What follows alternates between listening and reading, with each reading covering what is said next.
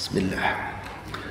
Assalamualaikum warahmatullahi wabarakatuh. Baik, saudaraku seiman yang semoga dirahmati Allah, kita masih melanjutkan kajian tentang Tauhid Asma was Sifah. Dan kita masuk pada halaman 221 pada kitab ini, yakni kewajiban menghormati nama-nama Allah. Kewajiban menghormati nama-nama Allah. Nama-nama Allah wajib dihormati. Bagaimana cara kita menghormati nama-nama Allah? Allah Subhanahu wa ta'ala berfirman di surat Al-A'raf ayat 180. Surat 7 ayat 180. Walillahil asmaul husna. Dan miliknya, baginya seluruh nama-nama yang husna, yang baik. Fad'uhu biha, maka berdoalah kamu dengan nama-nama Allah itu yang baik tadi. Wa dzarul ladzina yulhiduna fi asma'i, dan tinggalkanlah orang-orang yang yulhiduna, ilhad, yaitu orang-orang yang menyimpang, menyalahgunakan, bukan menyalahartikan. Sebab jika Bapak Ibu lihat terjemahan di dalam Al-Quran, mungkin Bapak Ibu ada yang bisa melihat di situ terjemahannya menyalahartikan. Ada yang seperti itu maknanya Pak? Yang paling tepat menyimpang, menyalahgunakan asma'i, nama-namanya itu. Maka orang-orang yang di dunia tidak menghormati nama-nama Allah dengan baik, menyimpangkan nama-nama Allah untuk urusan dunia, keuntungan pribadi yang tidak sesuai dengan aturan Allah dan Rasulnya, sayudzawna ma kanu ya'malun. Kelak nanti di yaumil akhir Allah akan membalas dengan segala apa yang telah mereka perbuat di dunia. Jadi tidak menghormati nama Allah diantaranya adalah ketika dia menggunakan nama-nama Allah tapi menyimpang dalam penggunaannya, menyalahgunakan dalam menggunakan nama-nama Allah itu. Juga Allah berfirman di surat Toha, surat 20 ayat yang ke-8, Allahu la ilaha illahu, Allah dialah zat yang tidak ada ilah. Biasanya kata-kata la ilaha illallah sering terjemahannya adalah tidak ada Tuhan selain. Apa makna yang paling tepat Pak? Ilah, apa itu ilah? Yang kita senantiasa berlindung di dalam surat An-Nas. Qul a'udzu birabbin nas, malikin nas, ilahin nas. Ilah adalah zat yang satu-satunya yang berhak disembah, yang tidak ada satupun yang berhak disembah, diibadahi, ditaati kecuali Dia. Jadi apa makna yang paling tepat la ilaha illallah? Tidak ada sesembahan yang berhak disembah, tidak ada zat yang berhak diibadahi dengan benar kecuali Allah. Ini mana yang paling tepat, ilah. Maka di sini dikatakan Allahu la ilaha illahu, Allah yang tidak ada ilah, yang tidak ada zat yang berhak disembah dengan hak, dengan sebenar-benarnya kecuali Dia. Dan dikatakan di ujung ayatnya lahul asmaul husna, baginya, miliknya, kepunyaannya seluruh nama-nama yang baik. Maka Allah lah yang menyebut dirinya dengan nama diri Allah. Maka ketika seorang hamba ingin menyebut nama Allah, sebutlah Allah dengan benar. Jangan disalahkan, jangan disalahgunakan, jangan dengan cara yang batil. Nama-nama lain selain Allah, yang memberi nama siapa? Allah. Lalu siapa yang memberi nama Allah? Dirinya, Allah sendiri. Di surat yang sama, surat Toha, ayat yang ke-14, Allah Subhanahu wa ta'ala berfirman, Inna, sungguh, kata Allah, sesungguhnya, aku, anallah, akulah Allah. Innani anallah, sungguh aku ini adalah Allah, akulah Allah. La ilaha illa ana, yang tidak ada ilah yang berhak disembah, diibadahi dengan sebenar-benarnya kecuali aku. Fa'budni, maka di situ dikatakan fa'budni, maka beribadahlah kamu hanya kepadaku, sembahlah aku, yang tidak boleh kepada yang lain. Wa aqimis salata li dzikri, dan tegakkan salat, dirikan salat sebagai sarana li dzikri, untuk zikir kepadaku, mengingatku. Di sini dari ayat-ayat ini jelas saudara sekalian, Allah hendak mengabarkan bahwa nama-namanya adalah husna, yakni sangat bagus, sangat baik. Yang bagusnya nama-nama Allah mencapai puncaknya.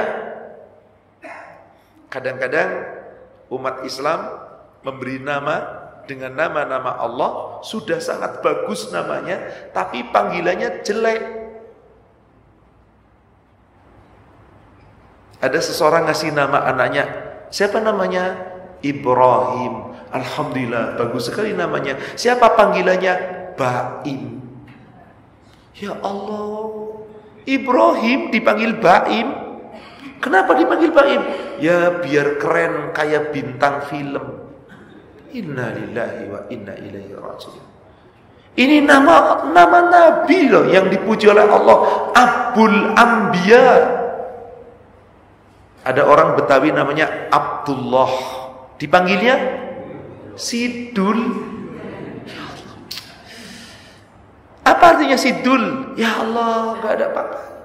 Alah, cuman beken doang, namanya bintang film.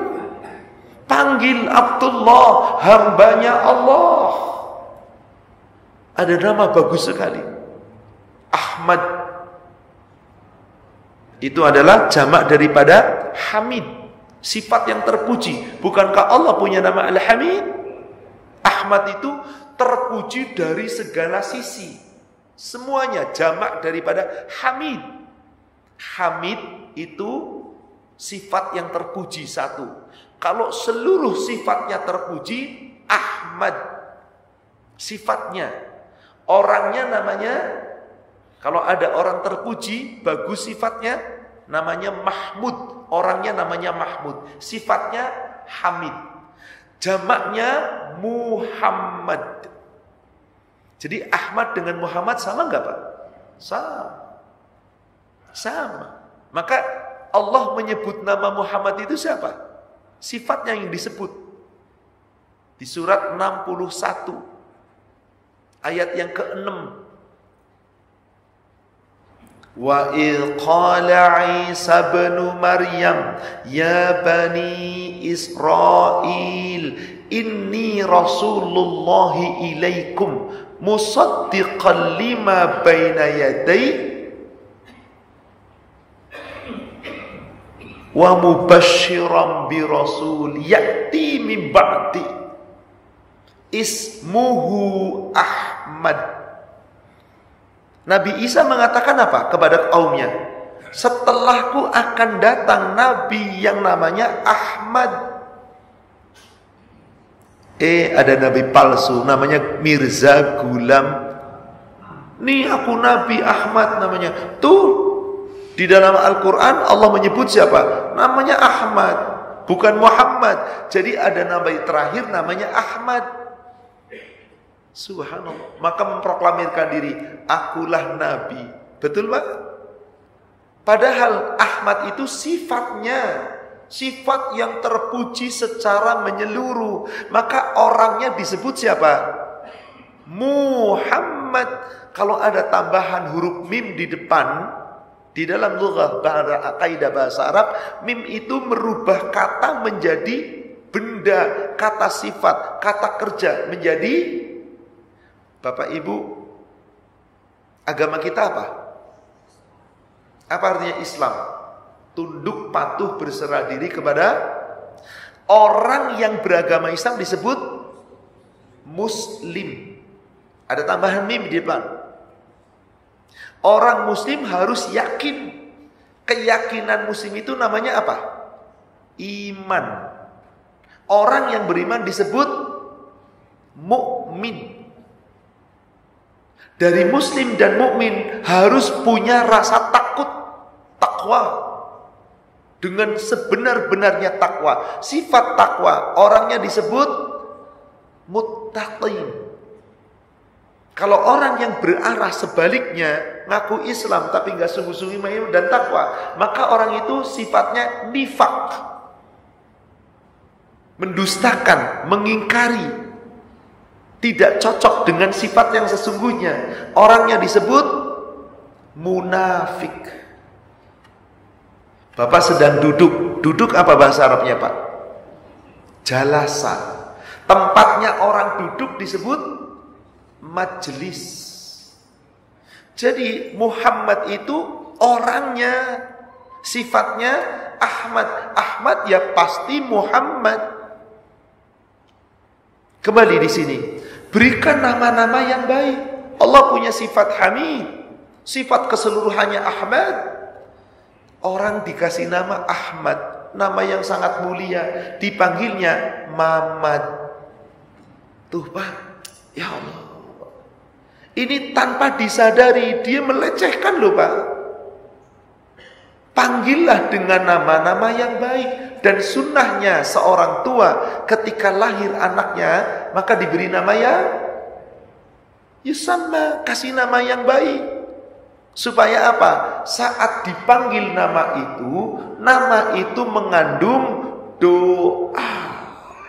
Maka Bapak Ibu yang punya nama-nama baik, anaknya diberi nama-nama dengan nama Asmaul Husna, dengan gandengan Abdul, mau Abdurrahman, mau Abdullah, mau Abdul, siapapun, panggillah nama itu sesuai dengan namanya. Insya Allah itu adalah doa. Supaya apa? Kita menghormati nama-nama Allah. Abdullah ya dipanggilnya Dullah. Ada apa? Kalau Dullah apa artinya Pak? Dul kan gak ada makna kan? Ya Abdullah panggil, jangan Dullah. Meskipun ada Allahnya, tapi Dulnya gak ada makna.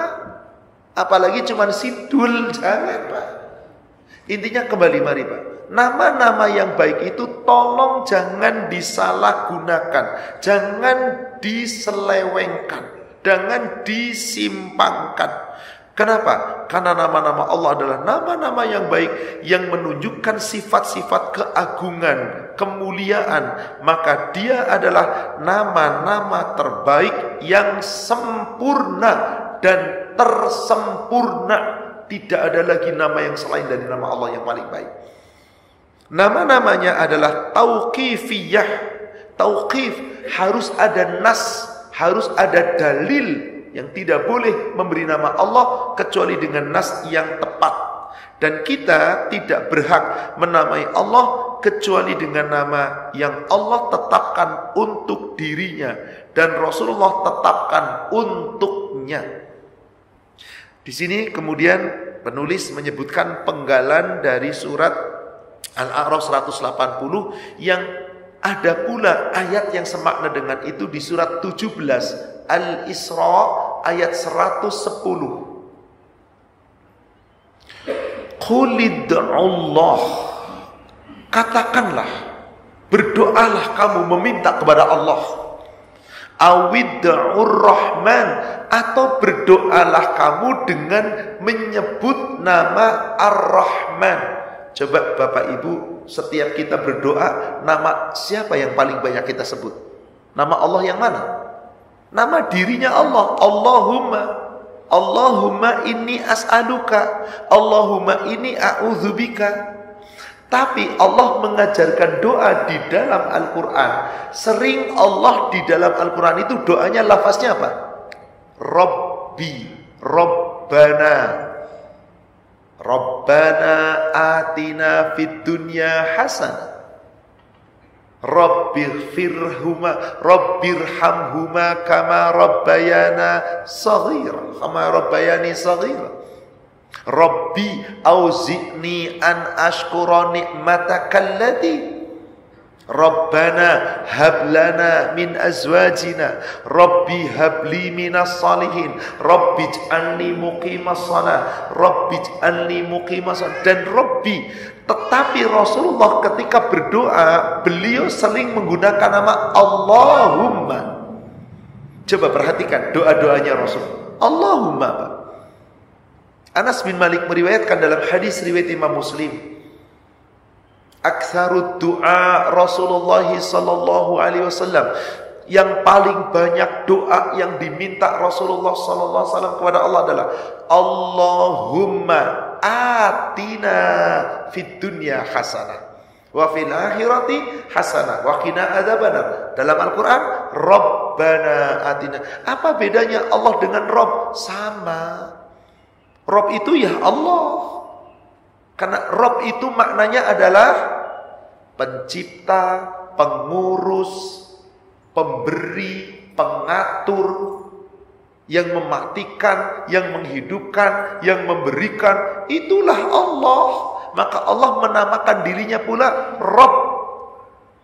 Assalamualaikum warahmatullahi wabarakatuh.